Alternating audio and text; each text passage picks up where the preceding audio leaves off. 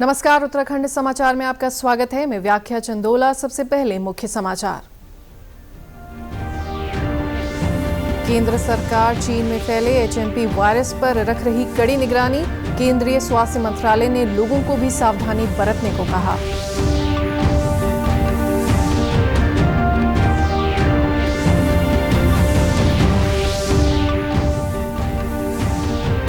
चौरासी लाख 29,459 मतदाता करेंगे निकाय चुनाव में प्रत्याशियों के भाग्य का फैसला। 11,733 मतदान केंद्रों में किया जाएगा मतदान।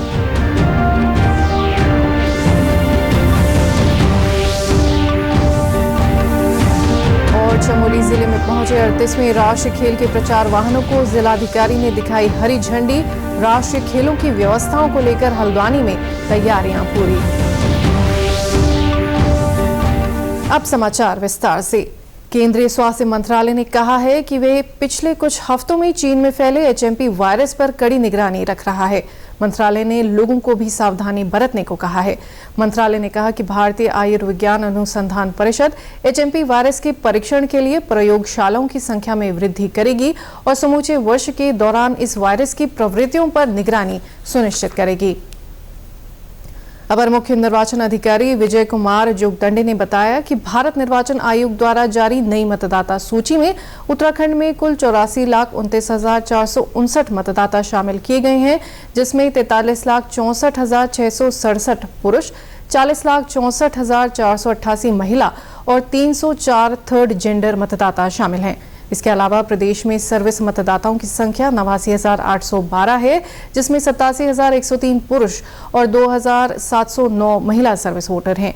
उनका कहना है कि वर्तमान में प्रदेश में कुल 11,733 पोलिंग स्टेशन है, जिसमें शहरों में 3,462 और ग्रामीण क्षेत्रों में 8,271 है। उन्होंने बताया कि निर्वाचन आयोग हर वर्ष 1 जनवरी, 1 अप्रैल, 1 जुलाई और 1 अक्टूबर को 18 वर्ष की आयु पूरी करने वाले युवा मतदाताओं को मतदाता सूची में शामिल करने का अभियान चलाता है और इसके बाद अंतिम सूची का प्रकाशन किया जाता है। 9 दिसंबर के समय तक जितने जनपदों की प्राप्त दावे आपत्तियां थी उन सभी को निस्तारण करने के उपरांत आज 1 जनवरी 2025 की अर्हता तिथि के अनुसार आज जो है अंतिम प्रकाशन की कार्रवाई किया जा रहा निर्वाचक नामावलियों का। इसके अनुसार हमारे पूरे राज्य में आज की तारीख में 84,29,469 मतदाता निर्वाचक नामावली में दर्ज हैं। इसमें जो पुरुष मतदाता हैं वो 43,64,667 और जो महिला मतदाता हैं वो 40,64,600 इस हिसाब से अभी तक दर्ज हुआ है। इसमें जो तृतीय जो थर्ड जेंडर मतदाता हैं वो 304 दर्ज हुआ है।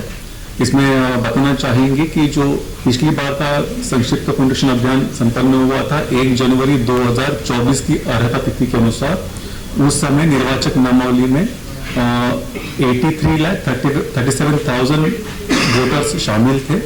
उसके उपरांत जो अभी का जो हमारा 1 जनवरी 2025 का अभियान हुआ है उसके अनुसार हमारे निर्वाचक नामावली में 91,545 वोटर्स का वृद्धि हुआ है।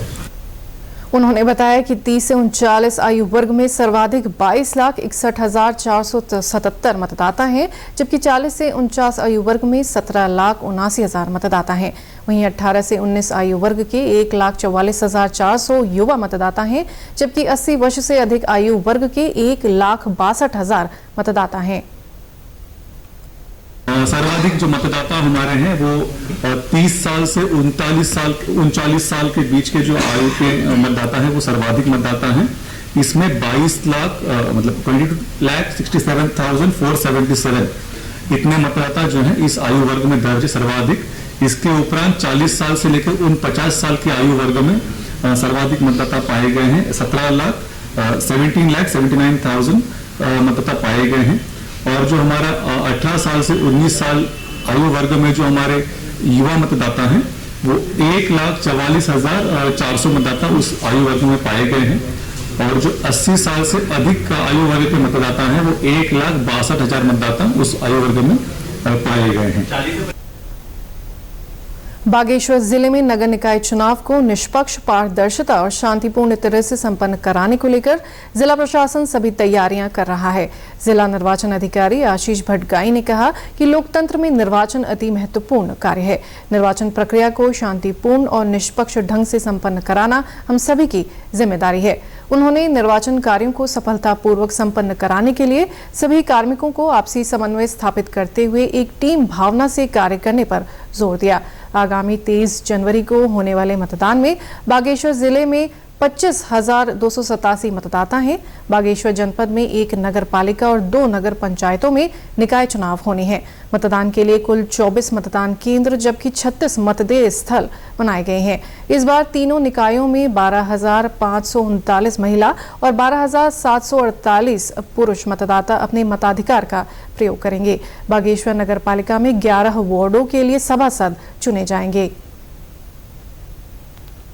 चुनाव के लिए पूरी तैयारियां की जा रही हैं और तैयारियां जोर शोर पे हैं। तो इसमें हमारे नगर पालिका बागेश्वर में अध्यक्ष पद के लिए 5 उम्मीदवार अभी मैदान में हैं। इसी तरीके से कपकोट में अध्यक्ष पद के लिए 2 उम्मीदवार हैं और गरुड़ में अध्यक्ष पद के लिए 3 उम्मीदवार मैदान में हैं।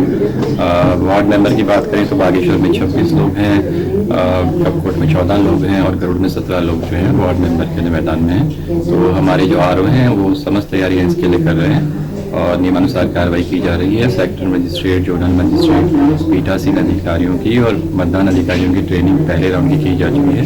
दूसरे राउंड की ट्रेनिंग भी अब शीघ्र ही होने वाली है। तो समस्त तैयारियां जिले की तरफ से पूरी की जा रही हैं। जनपद चमोली के जिलाधिकारी संदीप तिवारी ने आज 38वें राष्ट्रीय खेलों के प्रचार वाहनों को हरी झंडी दिखाकर रवाना किया।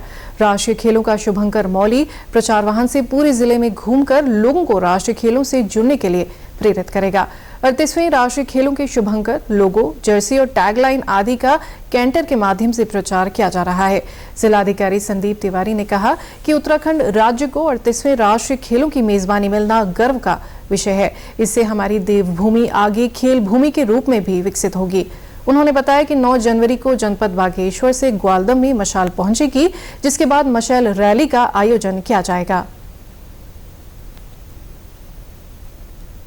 राष्ट्रीय खेल एक बड़ा महत्वपूर्ण इवेंट हमारे स्टेट को मिला है। उसके लिए चमोली जनपद में बागेश्वर से जब ग्वालदम से हमें और मशाल मिलेगा तो जितना भी वैन का, कैंटर का यातायात व्यवस्था होगी उसमें पुलिस उसका सुचारू रूप से आवागमन सुनिश्चित करेंगे और खेल विभाग, पीआरडी विभाग पूरी तरह इसमें कार्य में लगे हैं और जितने भी हमारे स्टूडेंट्स हैं, एनसीसी के लोग हैं और नेहरू युवा केंद्र के लोग हैं, वो सब इसमें मशाल रैली में सम्मिलित होंगे और आम जनमानस भी इसमें सम्मिलित हो सकते हैं।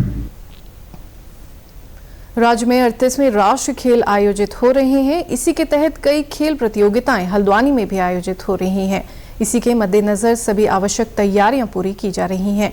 जिलाधिकारी वंदना लगातार मिनी स्टेडियम हल्द्वानी और अंतर्राष्ट्रीय स्टेडियम गोलापार का निरीक्षण कर राष्ट्रीय खेल की तैयारियों का निरीक्षण कर रही हैं।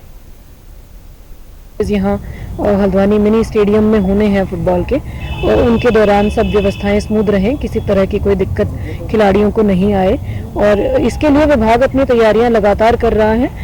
इंफ्रास्ट्रक्चर के काम भी लगभग सारे पूरे हो चुके हैं। जो छोटे मोटे फिनिशिंग है वो भी करी जा रही है। हमने ये भी कहा है कि जो घास लगाई गई है, क्योंकि इसमें ट्रायल मैचेस के लिए बहुत ज़्यादा समय नहीं मिल पाया, तो इसमें एक मैच की संभावना देखी जाए। 10 जनवरी के बाद जब ये पूरा हो जाता है काम, तो अगर वो संभावना निकलती है तो एक मैच ट्रायल के रूप में यहाँ कराया जाए, ताकि किसी प्रकार की कोई कमी रह गई हो तो उसको हम लोग अभी फीडबैक के आधार पर बिफोर द एक्चुअल मैच हम उसको ठीक करा पाएं। यहां आयोजित होने वाले मैचों के दौरान निर्बाध विद्युत व्यवस्था के साथ ही चिकित्सा व्यवस्था, अग्निशमन, पेयजल, शौचालय, पुलिस सुरक्षा आदि सभी व्यवस्थाएं समय से पूर्ण हो, इसके लिए नोडल अधिकारी बनाए गए हैं। जिला खेल अधिकारी निर्मला पंत ने बताया कि यहां फुटबॉल मैदान को तैयार किया जा चुका है। इसमें जल्द ही ट्रायल मैच होना है। तो नेशनल गेम के लिए जो खिलाड़ी हमारे अदर स्टेट से आएंगे, उन सबके लिए जो हमारी ओवर रिलीज कंपनी हमारी हायर की गई है, उसके द्वारा सभी हमारे प्रदेश में जहाँ भी वेन्यू है देहरादून में ओपनिंग होनी है और हमारे गोलापार में क्लोजिंग होनी है। इसके साथ ही बॉक्सिंग पिथौरागढ़ में हो रहा है और अल्मोड़ा में भी योगा का होना है, हरिद्वार, उधम सिंह नगर सभी जगह हो रहे हैं, टेरी में वाटर स्पोर्ट्स कुछ होने हैं। तो उसके साथ ही सभी के लिए, खिलाड़ियों के लिए रहने, खाने, आने जाने की सभी व्यवस्था सरकार के द्वारा की जा रही है। इसी के साथ अभी तक के समाचार समाप्त हुए। दूरदर्शन समाचारों से जुड़े रहें। मिलते हैं फिर शाम 6:30 बजे के बुलेटिन में। नमस्कार।